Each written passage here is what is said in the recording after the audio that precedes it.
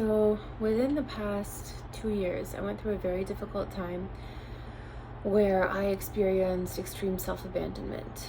And it's been really hard to come out of. And it's almost like you have both versions of you existing at once. The version that abandoned herself and the version that's really trying to get out of that pattern. And it's like a constant battle, you know? Because that Stockholm syndrome is very real. The phenomena that people who were abused who were abused tend to want to stay with their abuser because they have that emotional connection with them. And I still don't fully understand it in words. I get it, but I don't understand it in words. So anyway, that's basically what I have been struggling with. And you just almost feel like you're in a very psychotic state of mind, because it's like one day you're this version of yourself, and the other day you're the other version of yourself, and you don't know who to be. And I think it really just takes, for me, just praying a lot and asking God for guidance and to lead me to the right path, to bring clarity into my life. But anyway, the topic of this video really is self-abandonment, and that it's a very real thing. And I think I'm understanding more and more that self-abandonment is really almost like abandoning Allah in a way. Because if you think about it, when you're abandoning yourself, and when I say the self, I don't mean your nafs, your ego. I mean like yourself, your authentic self, your soul, like what you know is right, the truth. And when you realize what the truth is, but then you're too afraid, whether it's, you have a history of people pleasing, or again, you're in an abusive situation and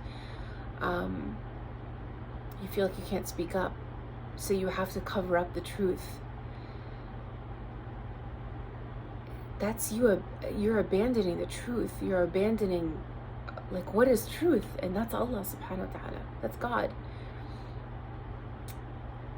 And interestingly, when we say that you cover up the truth, there is a word for that in Arabic. That word is called kufr or kafara. So something that is a kafara is when you are let me get the exact definition, because I don't want to mess this up, but I know essentially kafara means to cover up, like when you plant a seed and then you cover it up with soil. That's what kafar is. And kufr, it's the same root, means to disbelieve. So it's literally like the truth is already in you. The truth has always been in you. And for whatever reasons, whether it's like, your fear or people pleasing or whatever, you're covering up that truth that's already in you. You don't have to go looking for it. It's already there. And that's like the concept of fitra, right? So, and it's such a weird, uncomfortable feeling to abandon yourself. And a lot of people who went through trauma will experience this self-abandonment. It's a very real thing. But it's very, very awful and very, very sad to go through. But I really think it's interesting that to be afraid like that, if it can lead to abandoning the truth, aka abandoning Allah, then it's disbelief.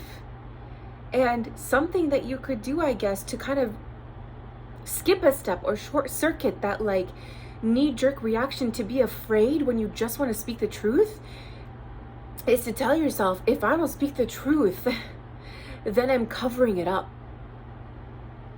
and I'm disbelieving.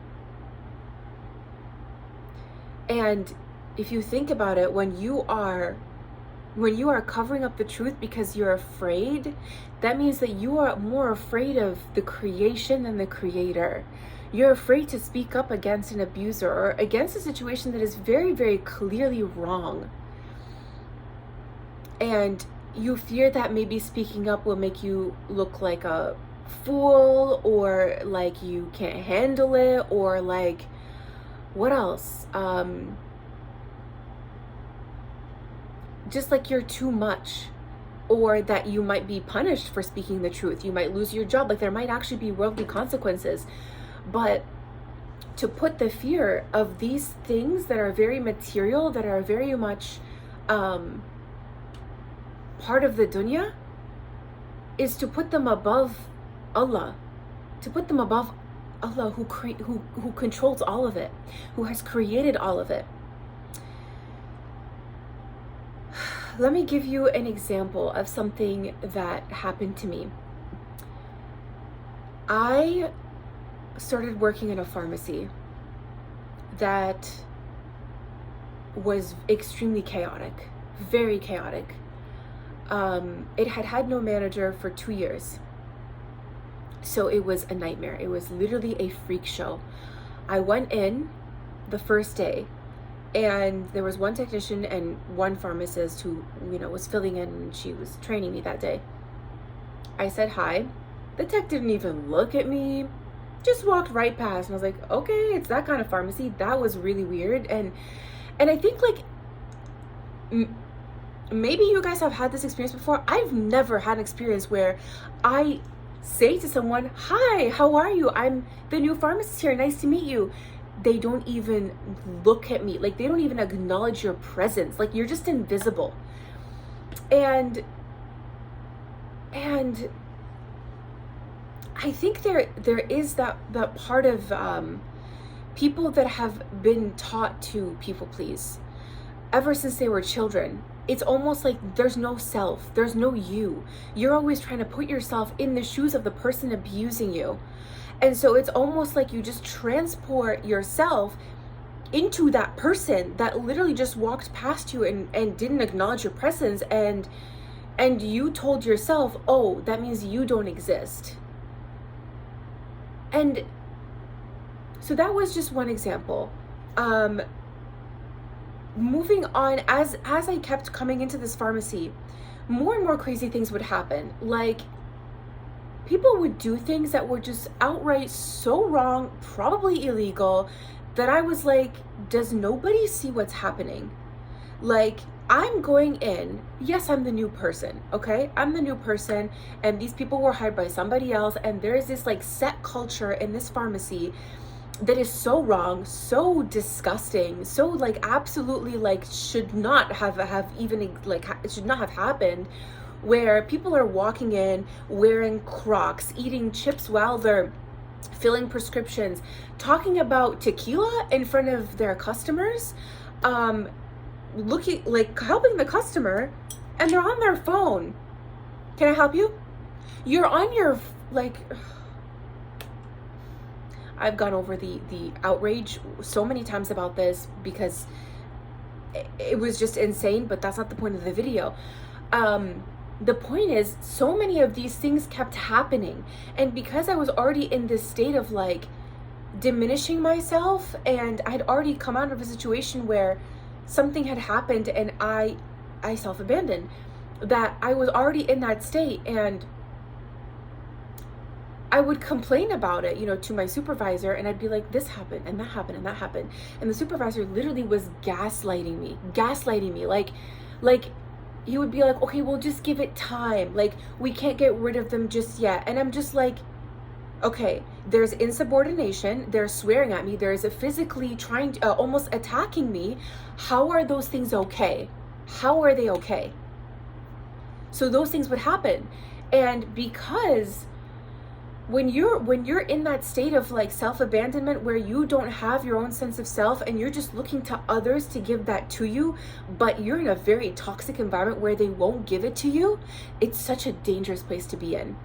Because then they're telling you like, well, it's really not that bad, just be a little more patient, we have to go through a process, HR this, HR that, BS, whatever, that you start to believe them, and then you're still experiencing the horror though. that nobody else seems to see. But because the person you look to is basically stating the truth for you, then you're just becoming more and more invisible. And I think that that really is the highest level of self-abandonment. And it is also just, again, it's covering up the truth. Because it's like, it doesn't matter if his experience is not the same as mine. It's my experience and it's real. So it doesn't matter. But as a kid, I've learned to let go of this voice at such an early age that it was foreign to me. And then when he started to realize just how bad it was, he was like, oh my God, we gotta do something about it. And I'm like, I told you. But not that I needed to, not that I'm making any excuses for him, but I wish I spoke louder. And I needed to speak louder, because then whatever you tolerate, it will continue. And I think people understand this on a logical point, but they don't understand on a spiritual level. They don't understand on a spiritual level. And I'm just making a connection with what Allah says in the Quran. When he says that the people on the day of judgment will look towards the people that they followed, the people that they, I guess, quote unquote, like abandoned, like self-abandoned for, because they were people pleasing. And whenever you're people pleasing, you're not pleasing Allah. You can't have both. You can't have both. Trust me, it's like I wanted to try and prove it, but you cannot have both. Your heart can only worship one thing. One thing will win. That thing has to be Allah. It has to be Allah. It needs to be God.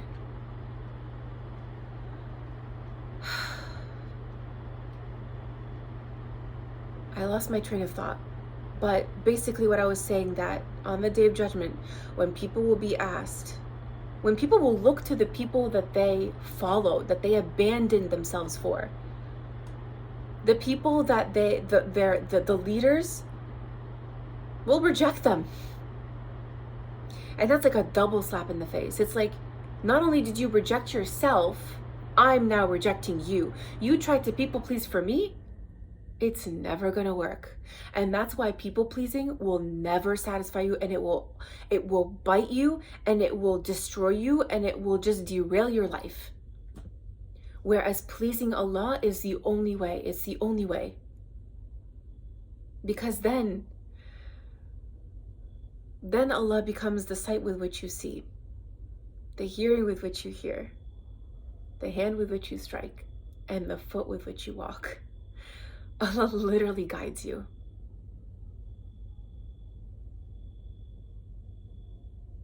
You don't need to please anyone. You only need to please Allah, and He tells you how. He tells you how. In this book, in the Quran, He tells you how. And you just have to read it and trust that He loves you. And that anything you heard about Him from a source that was negative or abusive or harsh, it's not true. Let Allah tell you who He is.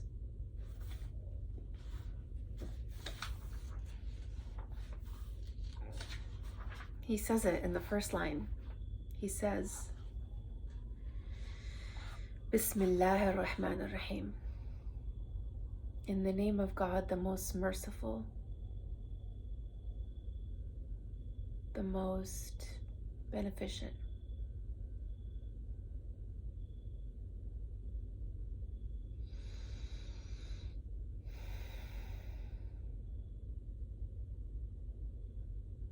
So yeah, it might be a reach to say that self-abandonment is equivalent to kufr, but I don't think it is. It's much more serious than losing yourself. It's as serious as losing Allah.